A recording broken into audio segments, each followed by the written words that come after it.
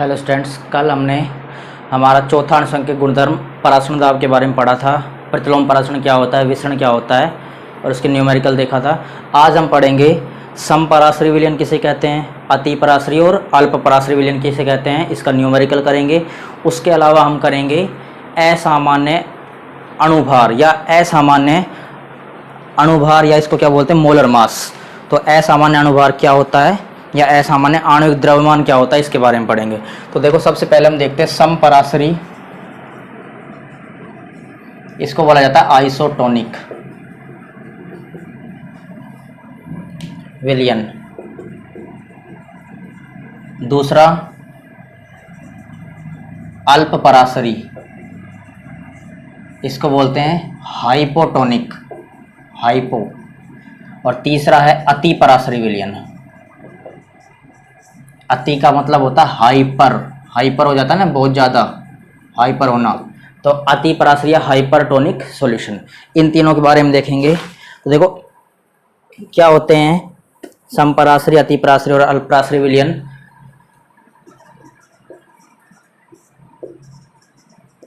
सबसे पहले देख रहे हैं हम समपराश्रयी विलयन। देखो, सम मतलब होता है समान।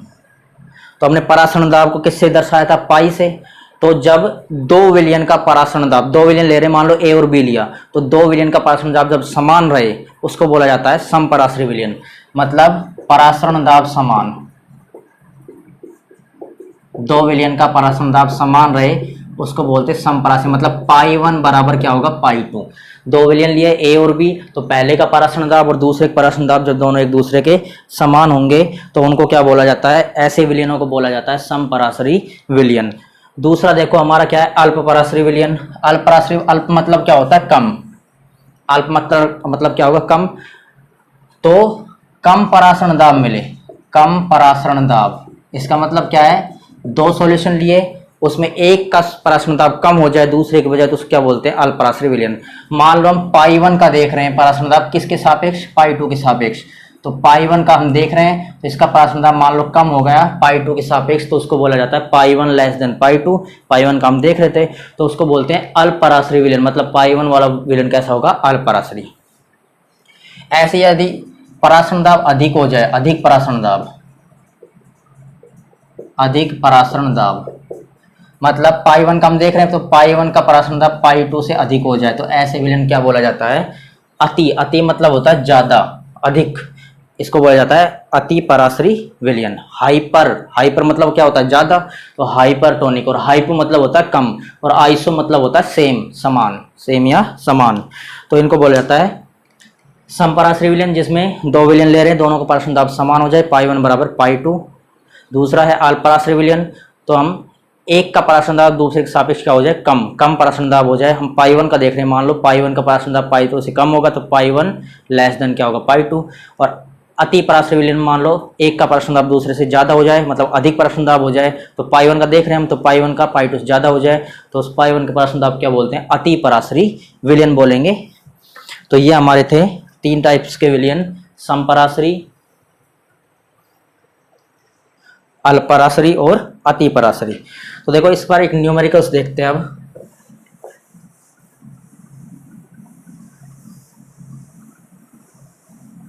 इसका न्यूमेरिकल देखो, एक क्वेश्चन दे रखा हमको। क्वेश्चन क्या कह रहा है, क्वेश्चन है 4% यूरिया विलयन एक अन्य कार्बनिक यौगिक ए के विलयन एक अन्य कार्बनिक यौगिक ए के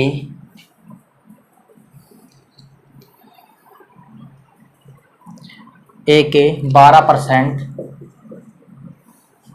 विलयन का समपराश्रयी है, विलयन का समपराश्रयी है। समपराश्रयी का मतलब आइसोटोनिक, समपराश्रयी आइसोटोनिक है, पाई वन बराबर पाई टू होगा। इसके लिए यौगिक ए का अणुभार ज्ञात कीजिए। यौगिक ए का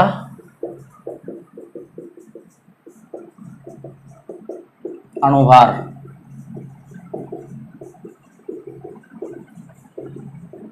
ज्ञात कीजिए। तो यौगिक ए का अणुभार हमको निकालना है इसमें।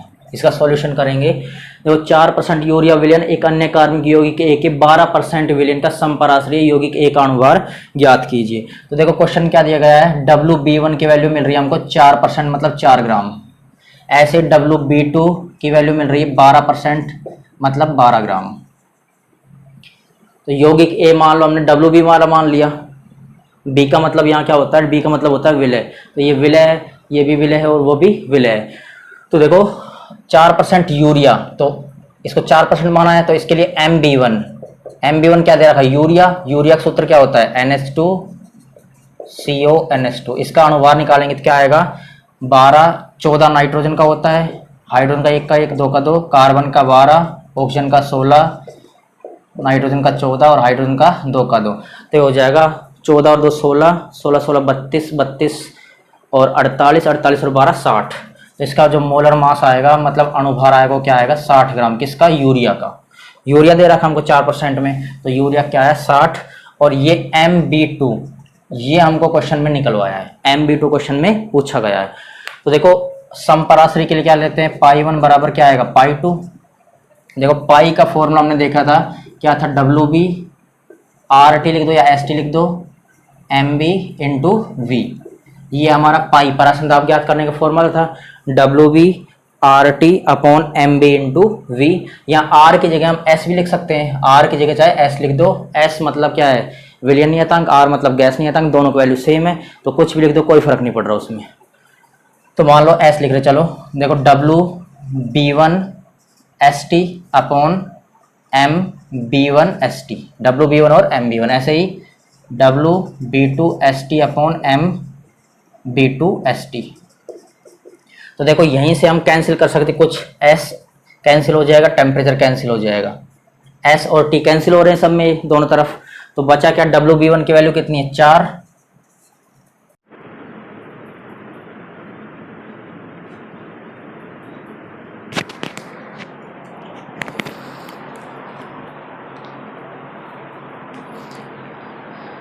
देखो यहाँ से WB S से S कैंसिल, T से T कैंसिल, V से V कैंसिल, WB1/MB1 हो 4, इसकी वैल्यू, इसकी कितना 60 था अणुभार का जो यूरिया था उसका, और इसका 12 और MB2 हमको निकालना है। तो इसको क्रॉस मल्टीप्लाई करेंगे, 4 MB2 12 गुना 60 आ जाएगा 720, तो 4 MB2 720 भाग 4, तो MB2 कितना आएगा 180 ग्राम।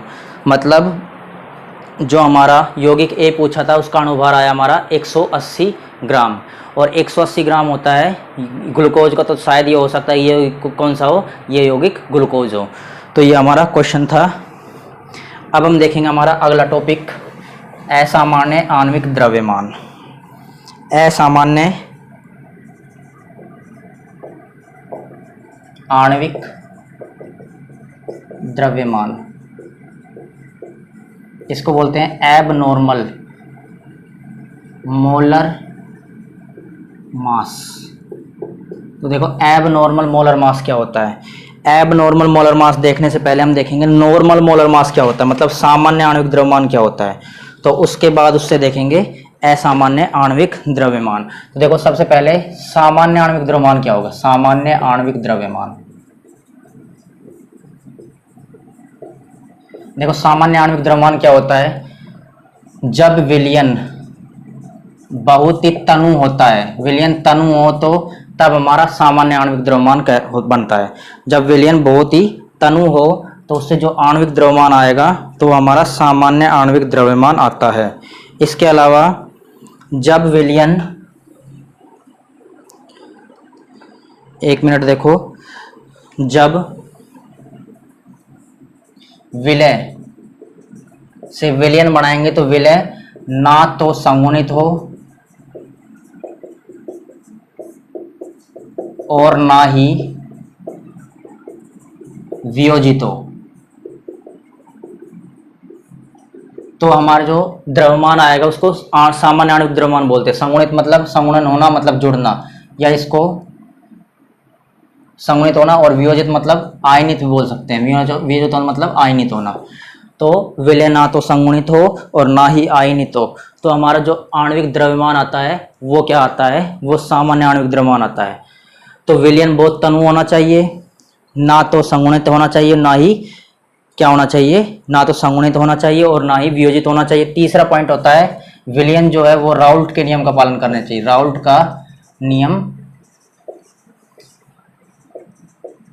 राउल्ट के नियम का पालन करना चाहिए।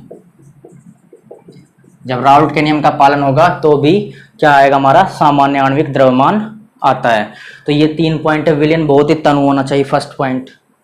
दूसरा पॉइंट है विलय जो डाल रहा है, मान लो हमने पानी में चीनी डाली है या NaCl डाला, जो भी विलय होगा वो ना तो मान लो यूरिया, NaCl या ग्लूकोज जो डाला है वो सामान्य आणविक द्रव्यमान के एग्जाम्पल होते हैं, मतलब विलय जो होते हैं वो सामान्य वाले होते हैं।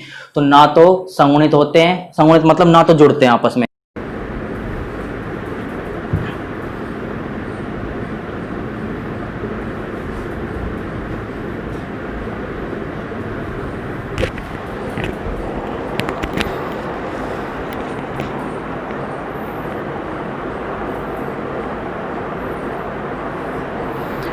तो देखो असामान्य आणविक द्रव्यमान क्या होता है। अब असामान्य आणविक द्रव्यमान देखेंगे हमने। सामान्य आणविक द्रव्यमान क्या बताया था, जब विलयन तनु होना चाहिए, राउल्ट के नियम का पालन करना चाहिए। तीसरा इंपॉर्टेंट पॉइंट क्या था, तीसरा पॉइंट ये था इसमें विलयन में जब विलय डाल दो तो विलयन ना तो संगुणित हो और ना ही वियोजित या आयनित हो। संगुणन मतलब ना तो जुड़े आपस में, मान लो हमने 5 मोल डाल दिए यूरिया के, तो ना तो वो जुड़े और पानी में डाल दिए यूरिया के 5 मोल, ना तो वो आपस में जुड़कर 1 मोल बनाए और ना ही वो टूट कर ज़्यादा मोल बनाने दे। तो ऐसे विलयन को बोला जाता है सामान्य आणविक द्रव्यमान।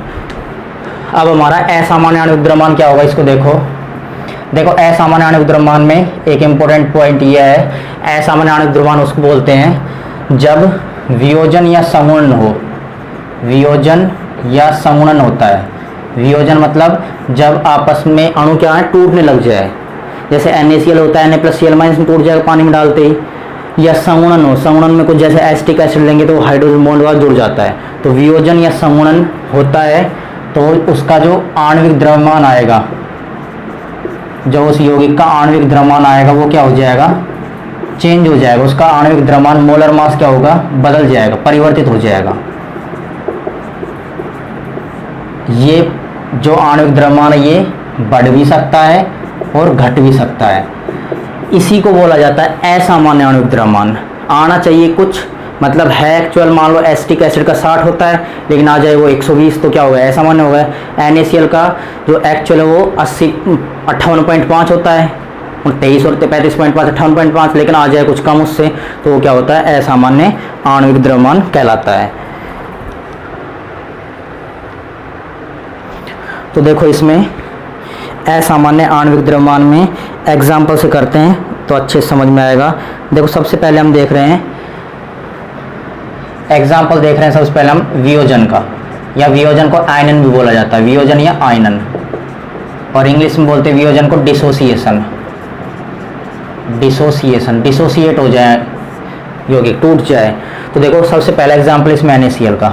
NaCl क्या देता है, Na+Cl- देगा।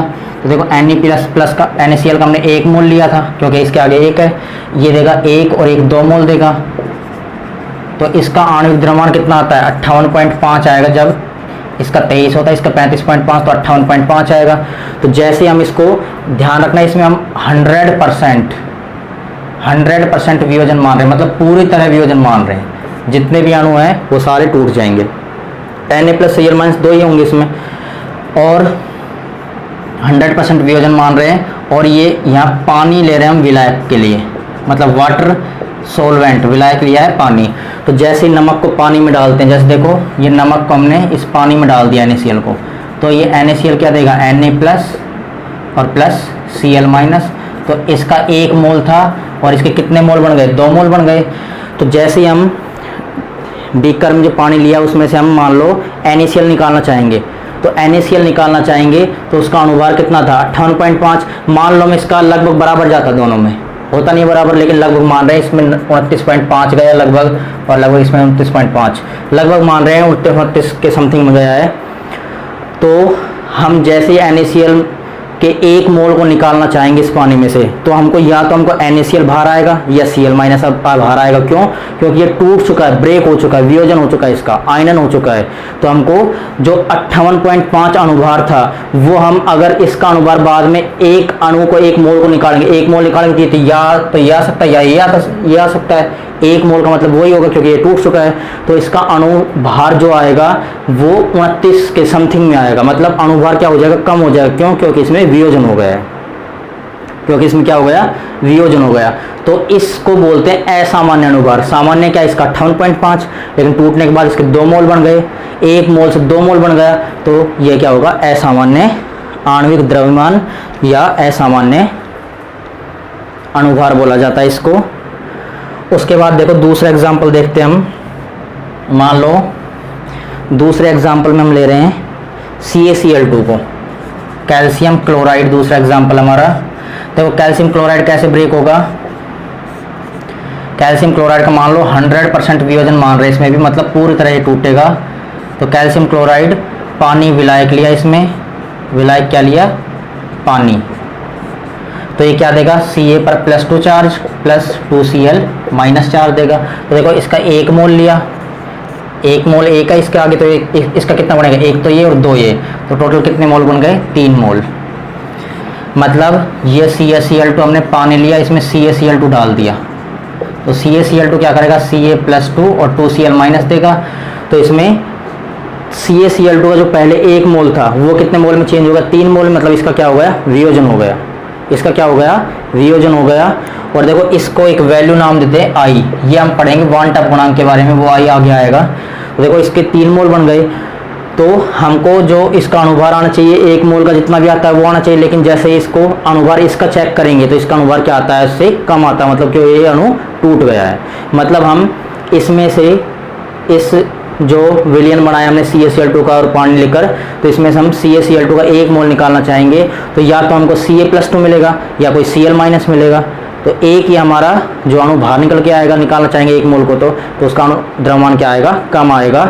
इसको बोला जाता है वियोजन। इसका एक एग्जाम्पल और देखते हैं अच्छा सा।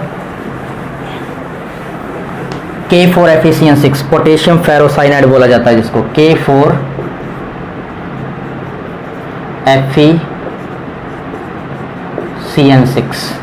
देखो K4FeCN6 का 1 मोल लिया, इसके आगे कुछ नहीं, मतलब 1 है, तो इसका मान लो 100% इसका भी क्या होगा, वियोजन हो गया, 100% टूट गया ये, और पानी इसमें विलायक का काम कर रहा है। तो ये क्या देगा, 4K plus FeCN6 minus, FeCN6 minus देगा। तो देखो इसमें क्या हुआ, 4 माइनस देगा ये। तो इसमें देखो क्या हुआ, 1 मोल से हमको कितने मोल मिले, 4 और 1 इसका 5, तो कितने मोल मिले हमको, 5 मोल मिल गए, 5 मोल मिले। तो देखो ये 1 मोल तो इससे 5 मोल मिल गए, तो इसका अणुभार होगा सामान्य अणुभार बोलेंगे, और हमको टूटने के बाद वियोजन होगा, इसका अणुभार क्या बोलेंगे, असामान्य अणुभार बोला जाता है। तो देखो 3 एग्जाम्पल, इनको ढंग से ध्यान रखना। NaCl जो होता है, इसके 1 मोल से कितने मोल मिले हमको, यहाँ 1 मोल था, इसके 1 मोल से कितने मोल मिले हमको, 2 मोल मिल गए। इसको असामान्य बोलेंगे क्योंकि ये टूट गया Na+ और Cl माइनस में। ऐसे CaCl2 का 1 मोल से हमको कितने मोल मिले थे, 3 मोल, एक तो Ca+2 और 2 Cl माइनस के। ऐसे तीसरा देखा K4FeCN6, K4FeCN6 जो है, इसके 1 मोल से हमको कितने मोल मिल गए, 5 मोल, 4 मोल तो मिले K+ और 1 मोल मिला FeCN6 का, तो टोटल हमको 5 मोल मिल गए। तो इनका अणुभार सामान्य अणुभार कहलाता है, और टूटने के बाद जो अणुभार है वो क्या कहलाएगा, असामान्य अणुभार। और इसके लिए एक वर्ड काम मिलेंगे वन टॉप गुणांक, जिसको I से दर्शाते, वो कल की वीडियो में करेंगे। ये हमारा हो गया वियोजन या आयनन और इसके एग्जाम्पल। इसके बाद हम देखेंगे संगुणन। संगुणन देखो आणविक द्रव्यमान क्या हो जाता है, चेंज हो जाता है, बढ़ भी सकता है और घट भी सकता है। अब क्या था, वियोजन में घटा था और संगुणन में बढ़ जाएगा। तो देखो संगुणन को बोला जाता है एसोसिएशन। संगुणन को क्या बोलेंगे, एसोसिएशन। देखो संगुणन का एग्जांपल देखते हैं। सब देखो संगुणन में जो भी एसिड्स होते हैं, मान लो एसिटिक एसिड ले, एसिटिक अम्ल, ठीक है, अम्ल ले रहे हैं, जो भी अम्ल होते हैं, या फिर हम फॉर्मिक अम्ल लें या फिर हम बेंजोइक अम्ल लें, और इन सभी के लिए जो विलायक काम में ले रहे हैं, इन सभी के लिए विलायक काम में ले रहे हैं बेंजीन। बेंजीन विलायक में डालेंगे इनको। तो इनका क्या होता है, ये जो अम्ल है इनका बेंजीन विलायक में डालने के बाद एसोसिएशन हो जाएगा, मतलब संगुणन हो जाएगा, आपस में जुड़ जाएंगे। तो देखो मान लो हम एसिटिक अम्ल का एग्जांपल ले रहे हैं, CH3COOH होता है इसका फॉर्मूला एसिटिक अम्ल का।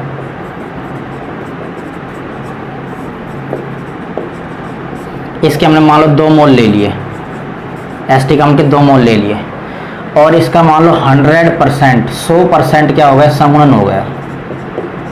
और विलायक क्या है यहाँ पर, विलायक बेंजीन है। बेंजीन किसका काम कर रहा है यहाँ, विलायक का, मतलब विलायक बेंजीन में एसिटिक अम्ल को डाल दिया। इसके 2 मोल लिए, तो देखो 2 मोल जो है इसके लिए, तो इसका क्या होगा, संगुणन होगा 100%। तो देखो सबसे पहले देखो इसका द्रव्यमान निकाल लेते हैं। कार्बन का 12, हाइड्रोजन का 1 का 1, 3 का 3, कार्बन का 12, ऑक्सीजन का 1 का 1, 2 ऑक्सीजन का 16 + 16, 1 का 16 था, 2 का 16 + 16 और हाइड्रोजन का 1। तो सबको जोड़ेंगे तो इनका जो अणुभार आता है या आणविक द्रव्यमान जो आता है वो आता है 60। ये है इसका सामान्य आणविक द्रव्यमान। क्या है इसका सामान्य आणविक द्रव्यमान। तो जैसे इसका संगुणन होगा 100%, तो क्या होगा, इसके 2 मोल आपस में संगुणित हो जाएंगे और जुड़ जाएंगे आपस में। तो देखो क्या होगा, CH3, ये तुमने पढ़ भी रखा है, C डबल बॉन्ड OH, ऐसे CH3 C double bond OH। तो यहाँ पर देखो हाइड्रोजन ऑक्सीजन में हाइड्रोजन बंध बन जाएगा, इधर भी हाइड्रोजन ऑक्सीजन में क्या बन जाएगा, हाइड्रोजन बंध। इसको क्या बोलते हैं, हाइड्रोजन बंध। हाइड्रोजन बॉन्डिंग हो गई, यहाँ भी हाइड्रोजन बंध बन गया। तो देखो इसके 2 मोल से हमको इसका कितने मोल मिलकर, 1 मोल मिला है, क्योंकि आपस में जुड़ गया। इसका कितना मोल मिला, 1 मोल, क्योंकि आपस में जुड़ गया। और इसको बोलते हैं एसिटिक अम्ल का द्विलक।